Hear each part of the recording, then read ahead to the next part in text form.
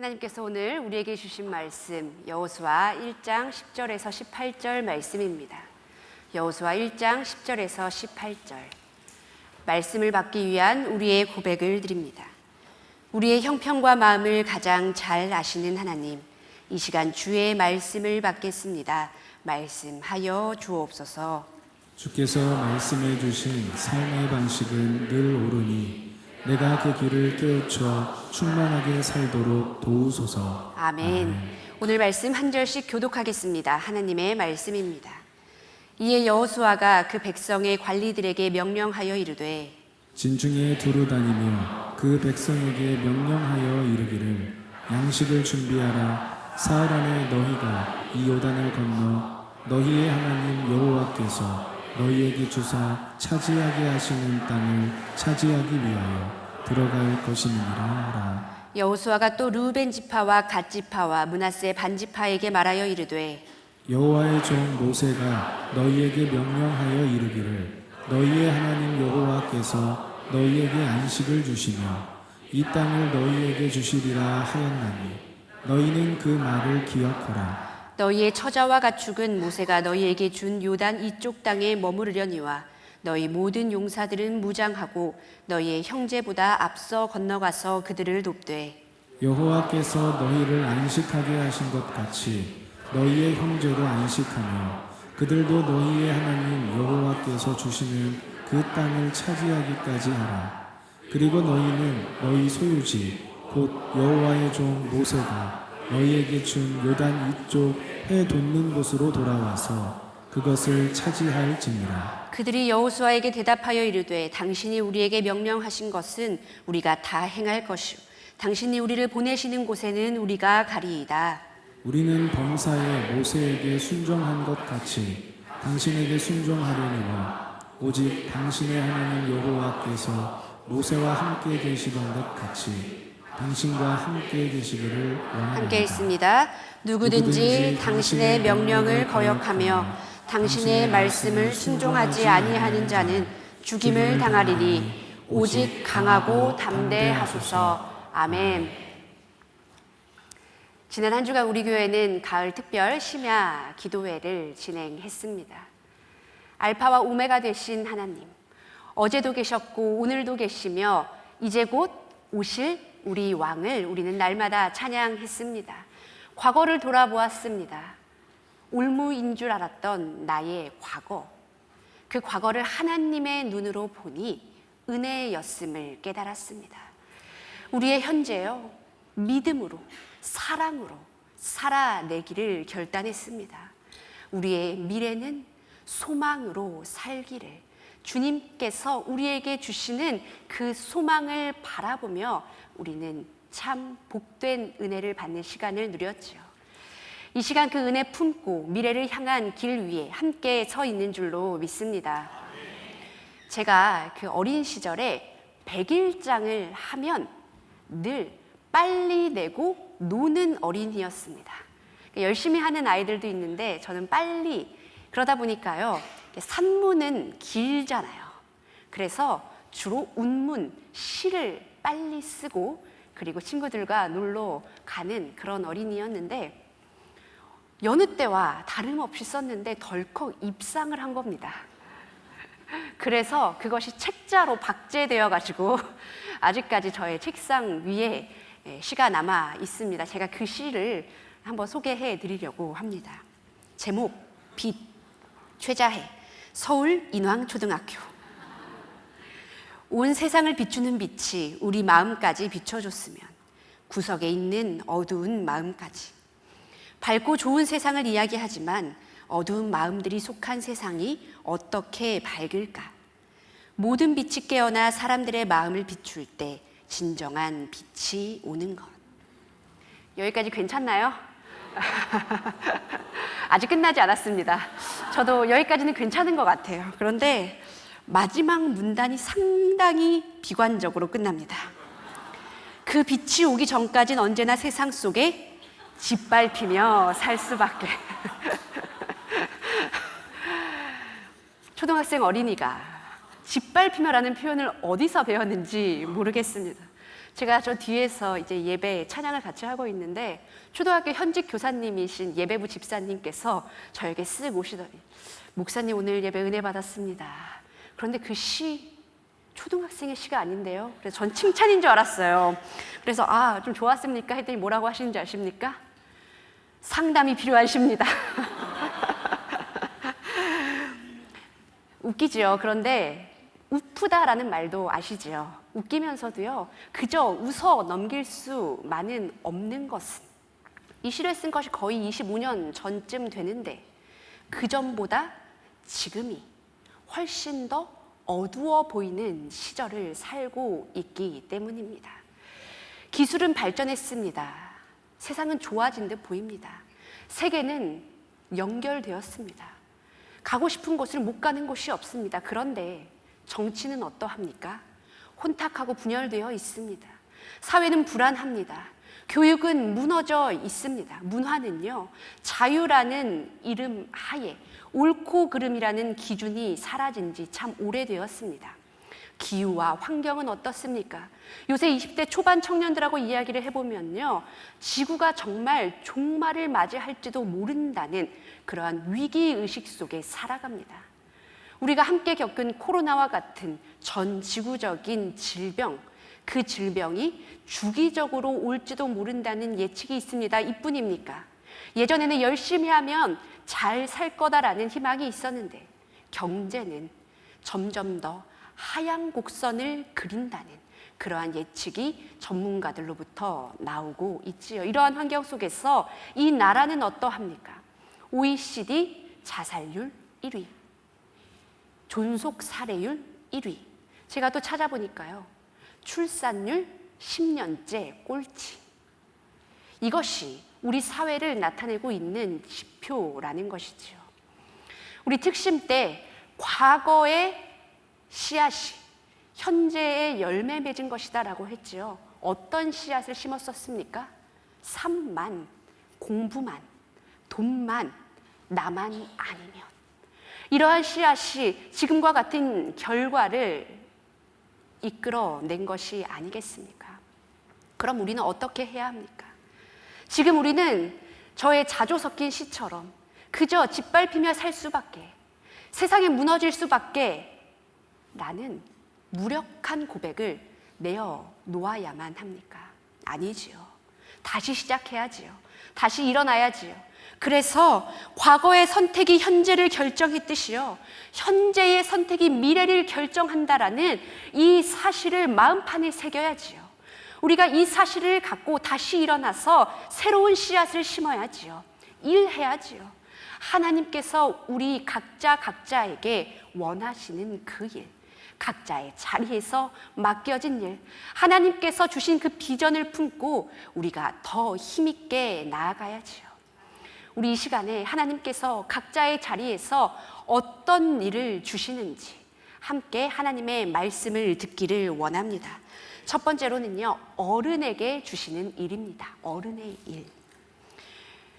오늘 말씀은 여호수아와 이스라엘 광야 2세대 민족이 약속의 땅으로 들어가기 직전에 이제 일어나서 준비하고 있는 장면이었습니다. 그런데 바로 직전에 신명기 마지막 부분에 모세가 자신의 리더십을 넘겨주면서 광야 2세대 젊은이들에게, 그리고 새로운 리더 여호수아에게 말씀하시는 장면이 나옵니다. 무엇이라 이야기하냐면요, 내가 잘못했다, 회개의 이야기를 합니다.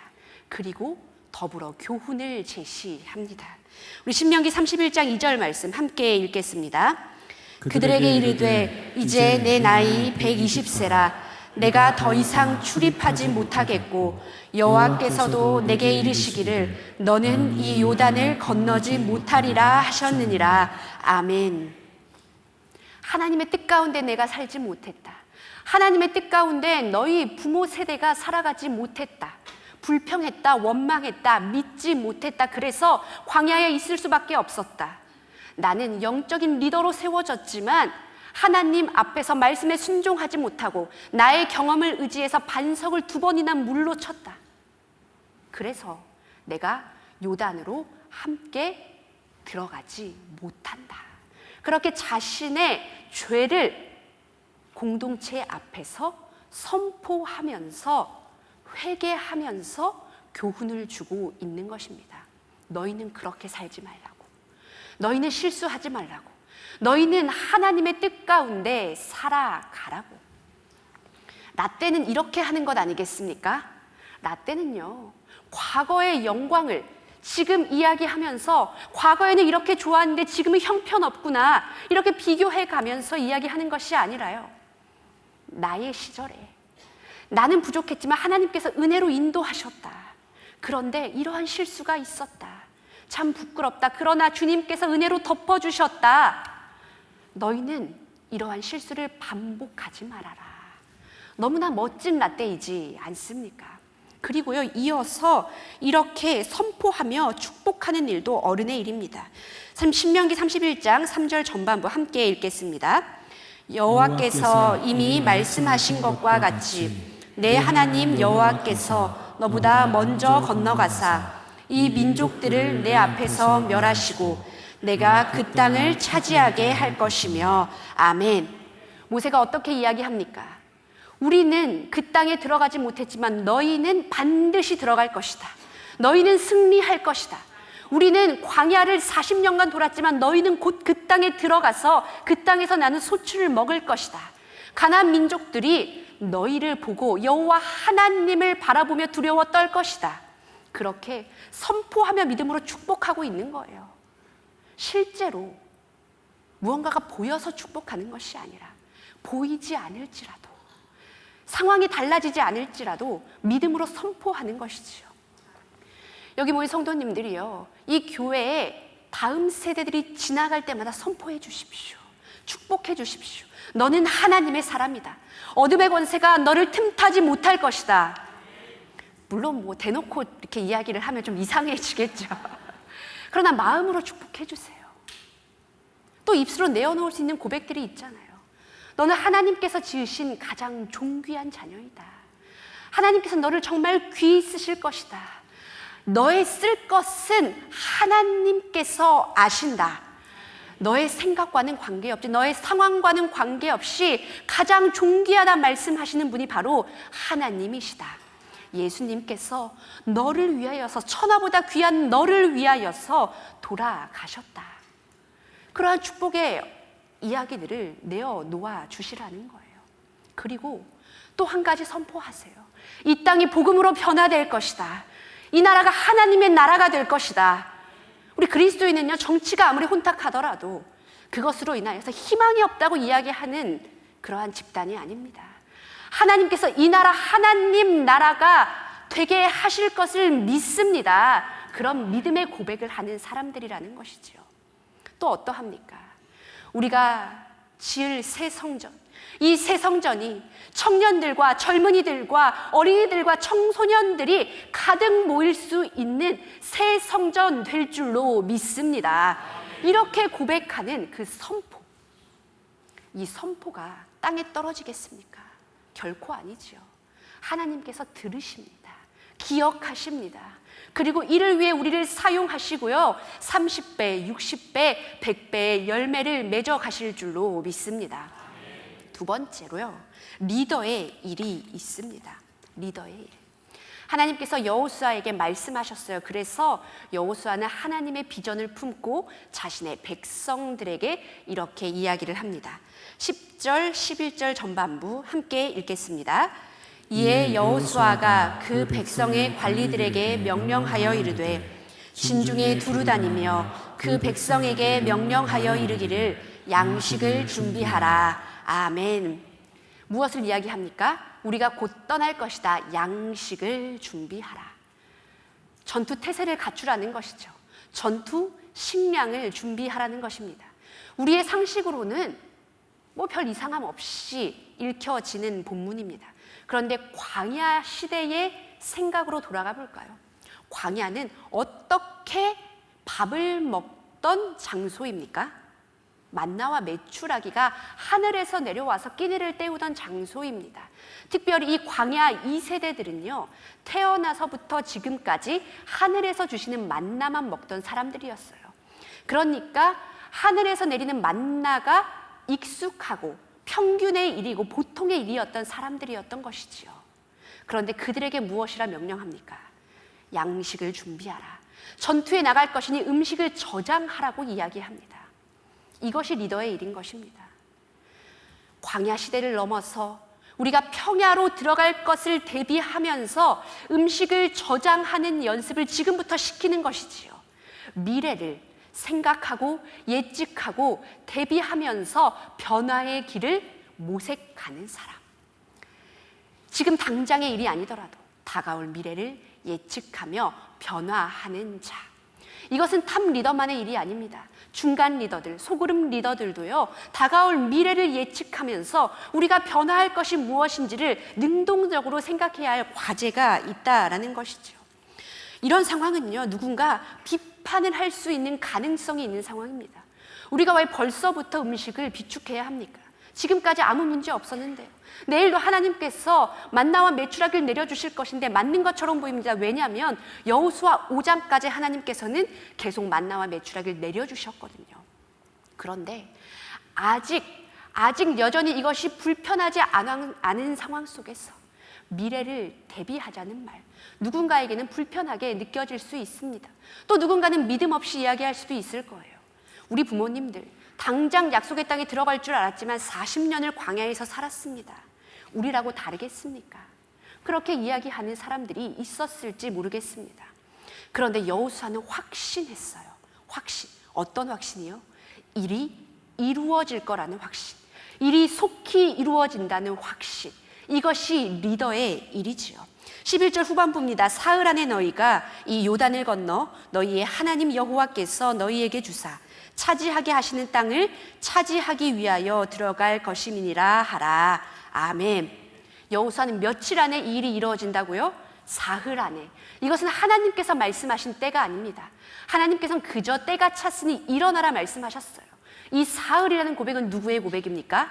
여호수아의 믿음의 고백입니다. 믿음의 고백, 전적인 믿음의 고백. 실제적으로 이것이 일어날 것이라고 확신하고 준비했다라는 것이지요. 미래를 위한 확신이 있다면 변화를 준비할 수 있어야 합니다. 예수 그리스도라는 본질만 변하지 않는다면, 복음이라는 본질, 하나님 나라라는 우리가 붙들어야 할 그 변치 않는 영원 불변한 본질만 변하지 않는다면 그 외의 것은요, 변화할 수 있지요. 그 외의 것은요, 달라질 수 있습니다. 저는 우리 교회가 이것을 참 잘하는 교회다라는 자부심과 감사가 있습니다. 이 시대가 교회를 조금 부정적으로 생각하기 이전부터 우리는 무엇을 해왔습니까? 재정 공개를 해왔습니다. 재정 투명성을 위한 정말 열심 있는 노력을 해왔습니다. 그리고 목회자들이 먼저 세금을 납부하겠다라고 나라에서 이야기하기 전부터 선제적으로 결단하고 시행을 해왔던 것이지요. 또 어떤 일을 우리가 최근에 했습니까? 제가 OECD 국가 중에 우리나라가 출산율이 꼴찌라고 했잖아요. 10년 동안에. 그 출산율이 0.7%대랍니다. 그러니까 1이 되지 않는 현저히 낮은 숫자라는 것이죠. 그런 상황 속에서 인구의 비율이 역피라미드형이 되겠죠. 그러니까 노년 세대들, 어르신들이 많아지는 시대가 됩니다. 그런 시대 속에서 우리 교회는 시니어 교구를 만들었습니다. 만들 때만 또 반신반의했습니다. 이것이 잘 될 수 있을까? 그런데 우리는 특심 때 이 어르신들이 힘있게 찬양하시는 모습을 봤습니다. 주를 사랑한다던 시니어의 고백처럼 다 보지 않으셨습니까?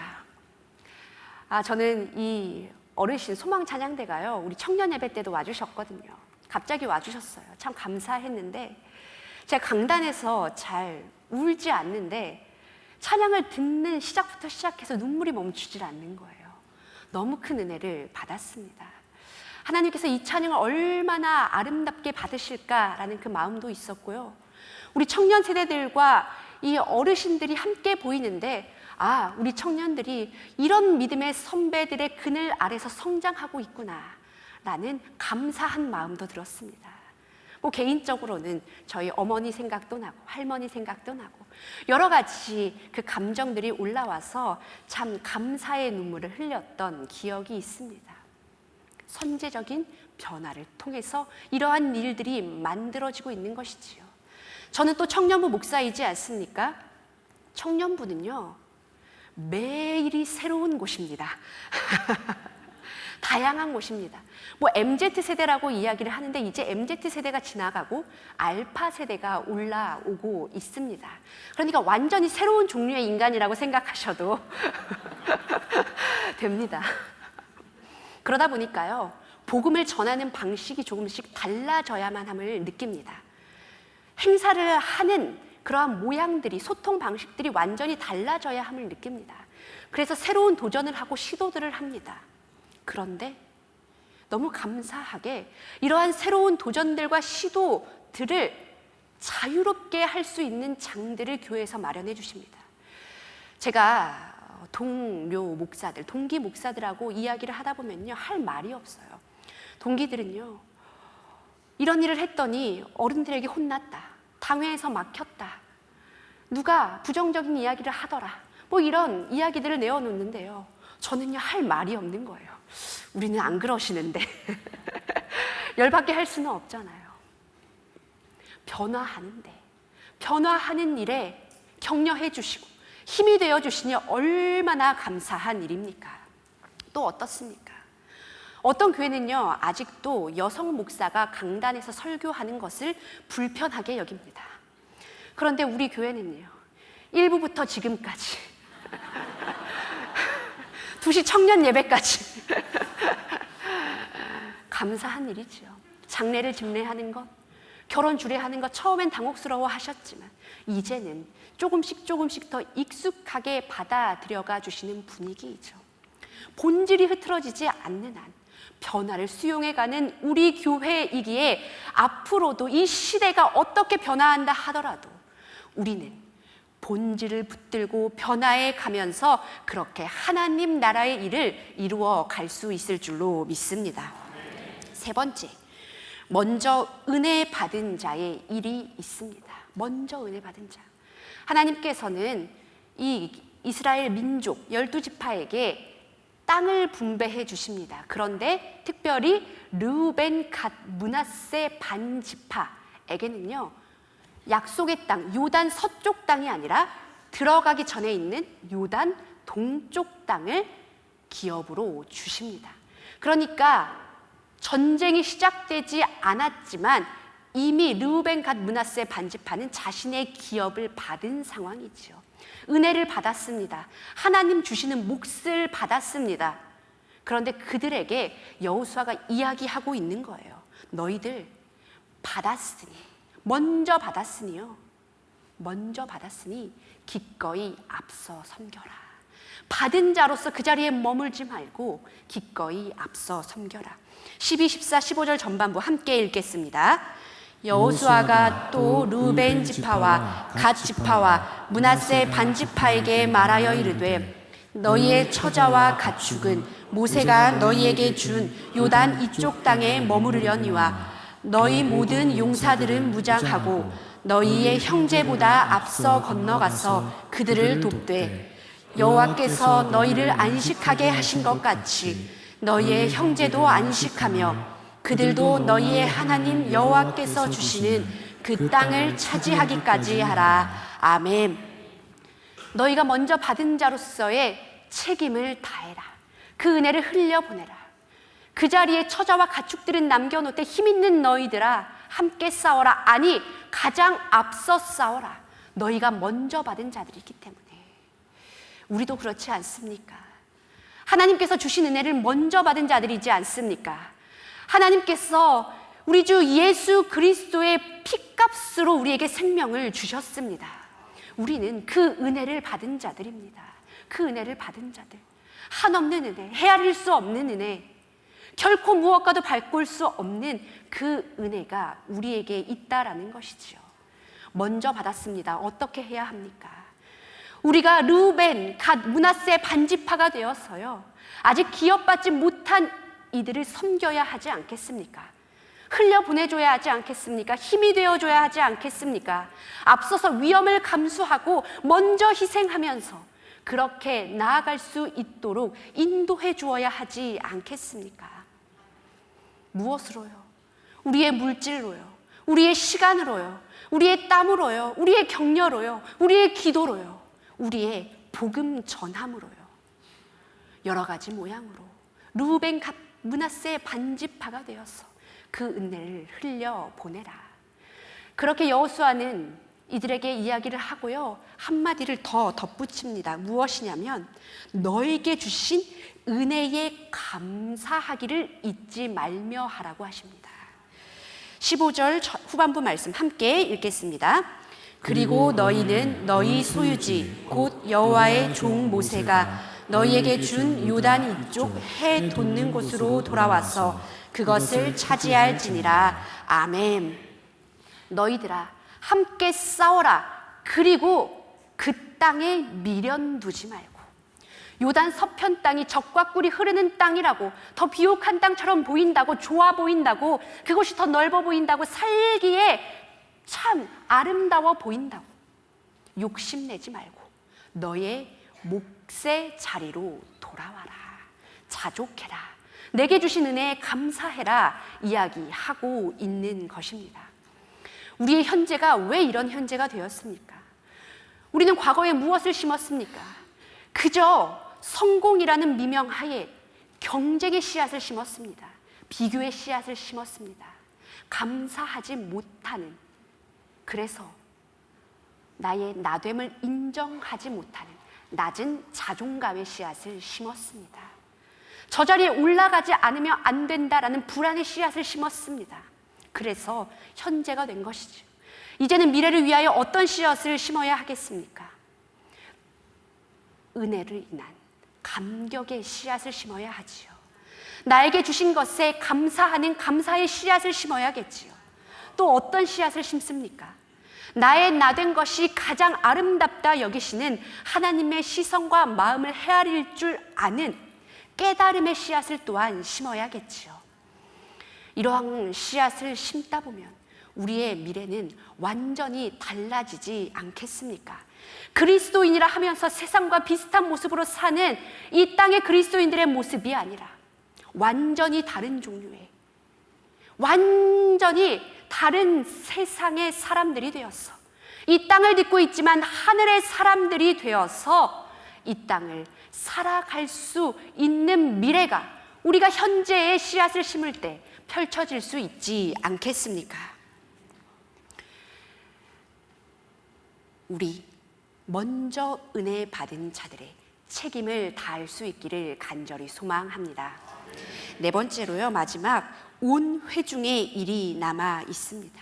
모든 회중의 일, 바로 순종의 일입니다. 순종. 17절 말씀 함께 읽도록 하겠습니다. 우리는 범사에 모세에게 순종한 것 같이 당신에게 순종하려니와 오직 당신의 하나님 여호와께서 모세와 함께 계시던 것 같이 당신과 함께 계시기를 원하나이다. 아멘. 순종이라는 단어는 히브리어로 샤마입니다. 직역하면 듣는 행위이지요. 우리가 쉐마 이스라엘이라고 말하지 않습니까? 이스라엘아 들어라. 이 쉐마와 같은 어근을 사용하는 샤마, 듣는 행위. 무엇을 듣습니까? 리더의 말, 그 말에 담긴 깊이 여러 고민까지 듣는 것입니다. 여러분, 리더에게 왜 순종을 합니까? 힘이 있어서 순종합니까? 잘나서 순종합니까? 지위 때문에 순종을 합니까? 내가 순종하지 않으면 무언가 내가 잘 안 풀릴까 봐 순종합니까? 그렇지 않습니다. 왜 순종합니까? 그저 하나님께서 세우셨기에 순종하는 것입니다. 하나님께서 그 자리에서 그 리더를 쓰시고자 하시기에 순종하는 것이지요. 하나님께서는요, 여호수아 1장 전반부에요, 강하고 담대하라는 말씀을 3번이나 하십니다. 6절 강하고 담대하라. 7절 오직 강하고 극히 담대하여. 9절 강하고 담대하라. 두려워하지 말며 놀라지 말라. 왜 그러셨습니까? 여호수아가요, 강하고 담대하지 못했던 거예요. 사실은 내면에 불안했던 거예요. 모세도 죽었죠. 우리는 약속의 땅을 차지해야 되죠. 리더십이 굳건히 세워지지 않은 상태에서 나도 두려운데 티내지 못하고 이들을 하나님의 뜻 가운데 인도내야만 하는 그러한 사명을 갖고 두려웠던 것이죠. 그래서 3번이나 연속적으로 반복해서 강하고 담대하라 이야기하는 것입니다. 그런데요, 온 회중들도요 이렇게 이야기합니다. 18절 말씀 함께 읽겠습니다. 누구든지 당신의 명령을 거역하며 당신의 말씀을 순종하지 아니하는 자는 죽임을 당하리니 오직 강하고 담대하소서. 아멘. 회중들이 이야기하는 거예요. 온 회중이 여호수아에게 강하고 담대하십시오. 우리가 순종하겠습니다. 리더가 갖고 있는 내면의 고민들, 불안함들을 함께 느끼고 기도하고 격려하고 그렇게 세워드리면서 이야기하는 것입니다. 우리가 순종하겠습니다. 염려하지 마십시오. 우리가 당신을 리더로서 세워드리고 하나님의 뜻 가운데 한마음과 한뜻 되어 나아갈 터이니 두려워하지 마십시오. 여호수아와 광야 2세대가 어떻게 약속의 땅으로 담대하게 들어갔습니까? 리더 한 사람의 역할이었습니까? 그렇지 않습니다. 리더가 앞서가지만 이를 세워주는 회중이 있었기에 가능했습니다. 온 회중들이 한마음과 한뜻 되어서 하나님의 일을 감당했기에 가능했던 것이지요. 앞으로 새 시대가 펼쳐집니다. 우리 교회에 맡겨진 사명들이 있습니다. 어떻게 나아갑니까?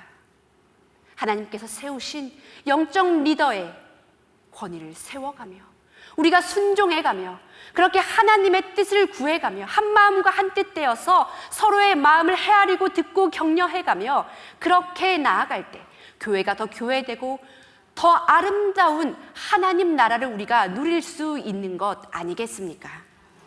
사랑하는 여러분, 이렇게 어른과 리더와 먼저 은혜 받은 자들과 온 회중들이 자신의 일을 감당할 때에 발견하는 한 가지 놀라운 사실이 있습니다. 우리도 각자의 일을 열심히 하지만 사실 가장 앞서 하나님께서 신실하게 일하고 계신다는 사실입니다. 하나님께서 먼저 일하고 계십니다. 하나님께서 모든 일을 책임지십니다. 그것을 우리는 발견할 수 있다는 것이지요. 앞서 제 초등학교 시절 시를 보여드렸지요. 이 어둠에서 빛을 이야기하는 그 주제, 사실 이것은요 저의 인생을 온전히 사로잡는 주제입니다. 저는 이 주제 때문에 신학교에 들어갔습니다. 성경에 나오는 말씀 한 구절에 붙들려서 신학교에 들어가게 되었는데 창세기 1장 2절입니다. 땅이 혼돈하고 공허하며 흑암이 깊음 위에 있고 하나님의 영은 수면 위에 운행하시니라. 아멘. 땅이 혼돈하대요. 공허하대요. 흑암이 깊음 위에 있대요. 그런데 하나님의 영이 어디에 있다고요? 그 위에 쫙 펼쳐져 있대요. 내 눈에 보이지 않아도, 내가 느껴지지 않아도 하나님의 영이 운행하고 계신대요. 그저 빛이 있으란 말씀만 하시면 이 세상에 만천하의 그 빛이 드러날 터인데 내가 그것을 보고 있지 못했구나. 이 말씀의 은혜를 받아서 신학교에 들어갔어요. 저는 신학교에 들어가서 목사가 되면 늘 빛만 있을 줄 알았지요. 그런데 그렇지 않더라고요. 물론 빛이 나를 강권적으로 사로잡지만 어두움 가운데 허우적될 때도 있더라고요. 심지어는 목사가 되어서도 소망을 보지 못하는 순간도 찾아오더라고요. 낙심하는 순간, 불안과 두려움에 사로잡힌 순간, 절망감, 패배감, 내가 다시 일어설 수 있을까라는 그러한 마음, 이러한 생각이 든다라는 것이 또 올무가 되어서 자책하는 마음까지. 제가 어느 순간 이 어두움에 사로잡혀가지고 어찌할 바를 모르고 있다가 고민을 하면서 저의 영적인 스승 되시는 분께 메일을 보냈습니다.